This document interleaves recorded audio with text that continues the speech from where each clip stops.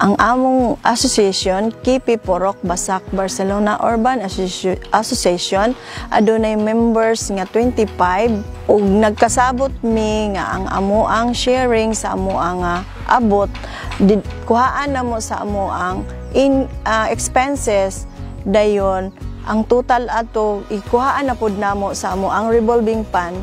Dayon ang total na pud adto siya mao na pud to siya amuang bahinon by hours sa matag usa ka namo. Ang among membro sa kada usa mohatag lang og 2 ka oras sa usa ka adlaw, or ang uban po dili pud nako makuan kay magholdi pud sila. Dili tanan nga 2 hours lang ang ilang ihatag. Ang payment namo sulod sa 2 ka bulan mag-sharing mi. Sa amoa nga sharing na ay membro nga mokita og 7,000 kapin sa sulod sa 2 ka bulan.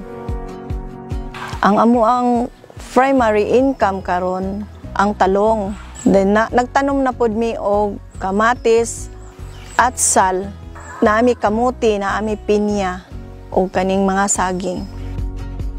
Ka-decide mi nga mag-agricultural farming mi kay sukad pa sa una farmers na jud mi. Mao na nakita pud nako diha pud nga naara pud tay makita nga income dili ra ta maglisod kay daghan man ta kay makuha dinhi sa ato nga palibot. As a Department of Agriculture Region 9 AMIA program, ang among nadawat nga training, potato training, layer chicken egg production, financial and basic bookkeeping, banana production, vegetable production. Dako kay siyang tabang sa amo ang tibuok dinhi sa palibot ug hilabi na gyud sa amo ang Dapitan City kay makaproduce raman pud mi og mga presko nga mga utanon. Ang dako kay migpasalamat sa AMIA program nga daghan kay sila gitabang sa amoa.